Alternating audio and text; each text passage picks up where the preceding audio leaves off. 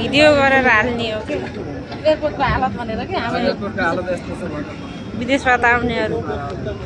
ब्यागहरू तन्त्रमा चलिरहेछ भनेर कस्तो मान्छेहरू होला आफूले दुःख गरेर कमाएर ल्याएको पैसा पनि होइन है म त चिन्दै नसकेको अब माथिबाट केही छैन अनि प्रतिचर्ची केही छैन नामसाम केही छैन यसमा तलकोमा त यसो बेरेर एका ठाउँ त्यसमा नाम छ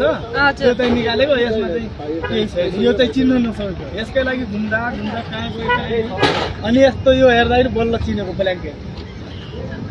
गाह्रो छ नेपालमा नेपाल लुतन्त्र हो क्या हाम्रो देश नेपाल त मेरो ख्यालले यस्तो कुकुरले त उसले बेलाटै हान्यो होला कि न त कहाँ यसरी च्यात्छ त नि त्यही गरे कुकुर यस्तो लुज छ त नि कसरी च्यात्छ धेरै टाइट भएको हजुर